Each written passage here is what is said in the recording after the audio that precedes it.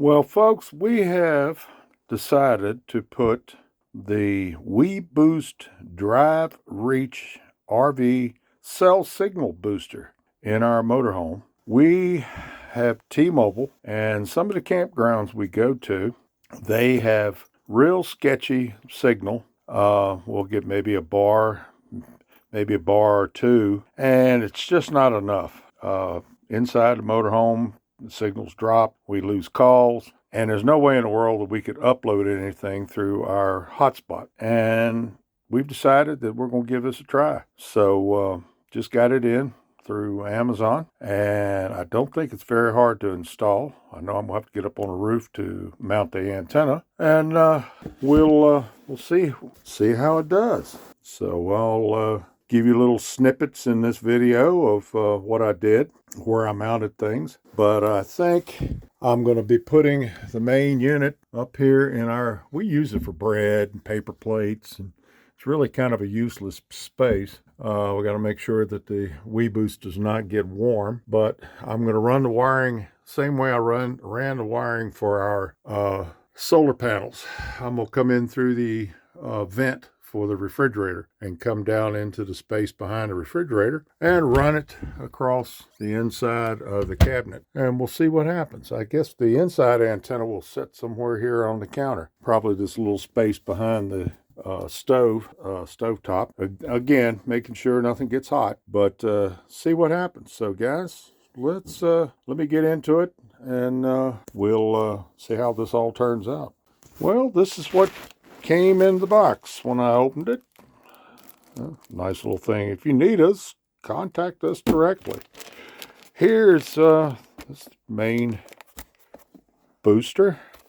But here's the thing that concerns me. All the research I did was in error, because this spring goes for the antenna up on the roof, the main antenna.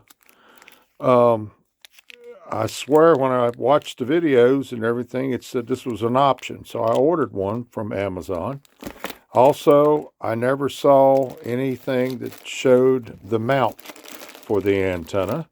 So I ordered that from Amazon also, which is coming tomorrow. It hasn't gotten here yet.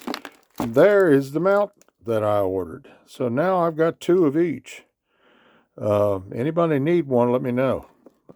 Can't understand why I did that, but they weren't very expensive. I think this was like $14, and the antenna part was like 10. So I've wasted more money than that on things. But anyway, that's what all comes with this unit.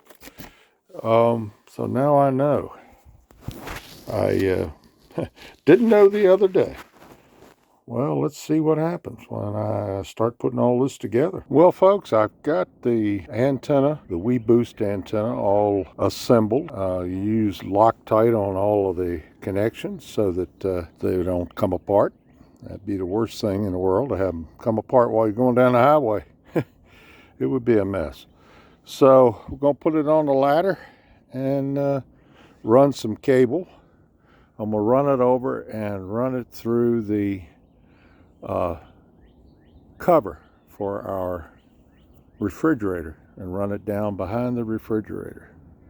So hopefully I got enough cable. It looks like I do. And we'll see what happens.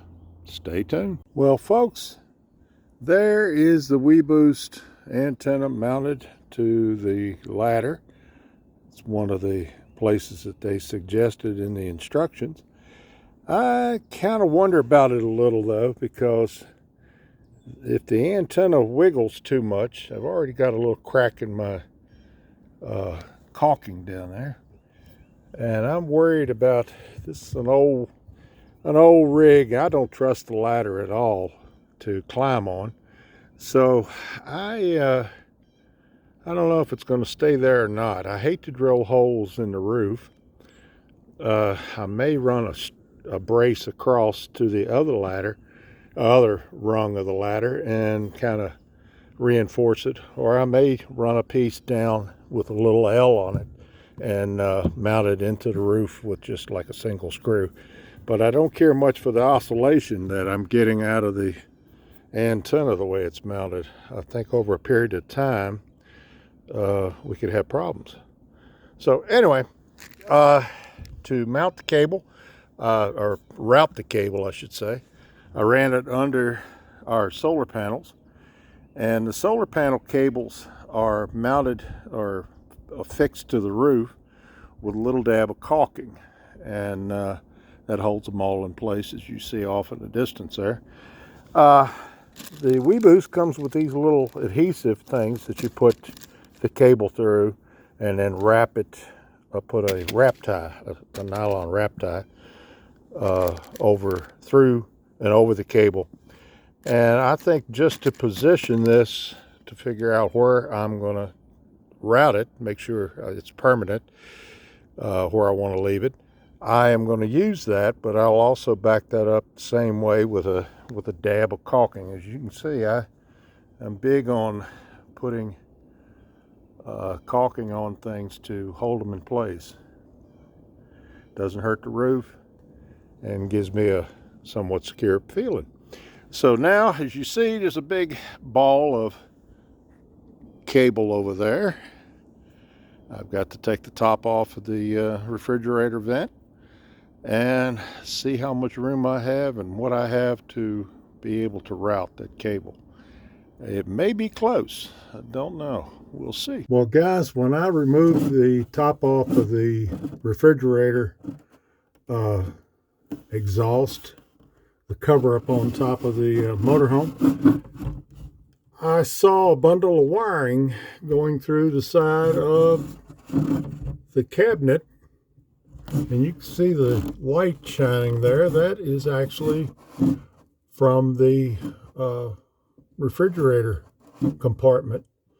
When I took the top off, that's what I saw. So I was able to run the cable, main antenna cable, through that. Took this panel down, which I'm going to nail, use little brad nails to put it back up. But we ran it through the cabinet, and this was a little section up here that we would put bread and stuff in. It's above the microwave. Shouldn't be getting very warm or anything. Anyway, we're going to mount the main controls, the control unit, on this piece of wood. This is a piece of wood that was the back of the cabinet up there. And got to mount it, snap everything in place, run the cables. I'm going to drill holes in the wood so that the cables can come up and go to the unit, and put it all back. I think I'm going to put it back with a couple screws into those little wooden blocks, and that way if I ever have to take it down to do any work on it. And the power cord, that is the control, the power for the unit right here.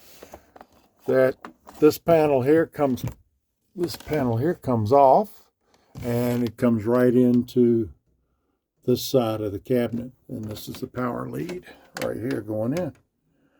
So I've already put the panel back, and that's the way that'll run. This is also where the microwave gets its power too. So yeah, I have tested it, and according to the little app that comes with the unit, without the Weboost on, when I turn it on, it gives me 1,000% more signal strength than what I had without it on at all. So I do believe it works. So guys, this was not an installation video, but it's just to let you know that the Weboost is a good unit. We will see when we get out camping. Maybe I won't lose signal. Maybe I'll be able to use our hotspot and upload videos.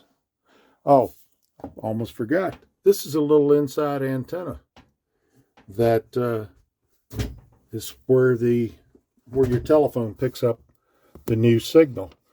This goes up and goes in to the cabinet up above. I'm thinking of taking double-sided tape and fasten it up underneath the microwave. Tuck the cable all back up. That way we won't have the cable, we won't have this thing. All we'll have to do is make sure we don't hit this when we're moving about the kitchen. But it doesn't look too bad sitting there on the counter, but I'd like to get it up out the way. Our counter space in this motorhome is kind of lacking. So, guys, it's a mess, but I'm going to get it all back together. And hopefully this will solve our problem with bad signal. T-Mobile in some places is just pretty well useless. So also this not only works with T-Mobile, it works with all the other carriers, phone companies. So guys, hey, thank you for hanging in, and hope this helps somebody that might be having problems. The unit was about 500 and some bucks. So there's no, you don't have to buy any kind of program. Once you buy it, that's it. You put it in, you use it. You don't have to pay any kind of service fees. Well, this is the final installation of the inside antenna for the Weboost. I was going to mount it up under the microwave, but I don't know what kind of foot they put on the antenna, but there's no glue in the world that will stick to it. It's kind of a silicone, and anyway, I just decided to put it on the countertop and run this conduit. It's crazy the way it's made. It's got a slit through the side so you can put cable in it. And then there is an adhesive strip that sticks it then to whatever surface. And I bent it just a little so it would make the transition for the backsplash. But she's fastened in real nice. I don't think that we're going to have any problems with it. But that's it. It's all done. Yeah, and I'm proud that it's done. I'm glad. I don't do real well on the roof of the motorhome anymore. Kind of unstable. Everybody knows I'm unstable, though. Well, folks, here it is, the Weboost antenna in its final installation. I have changed the bracket from being on the side of the ladder rail to being in front and down near the roof itself, so that it's not a lot of unhinged or unsprung weight. It's down near where the ladder is mounted, so that should make it a lot stronger. Cable's all tied up in place. I got it glued to the roof, and I made a bracket to go across. Made an adjustable bracket, and that's it'll share the load with the rail over on the other side. So I do believe if I hit anything, it's going to probably be a low branch, something like that, and it's going to be pushing backwards on the ladder, which will probably be a lot better than where I had it before, where it kind of would snatch the ladder rail kind of sideways. So we're hoping that everything's going to work out, and it's been working great. So I all done with this. This is a project that is going to do us well. So you guys, y'all take care. Well, I realized that I hadn't shown what it looked like all installed. There's the control unit, and man, does it have a bright green light. Definitely know it's working. Can't wait to get out to a campsite and just see how well the Weboost works. There it is. Well, I downloaded a speed test app on my phone, and I just had to see how the Weboost did. As you can see, there is a big difference. with the Weboost off and with the Weboost on. I think I made a good decision to put this thing in our motorhome. There you go.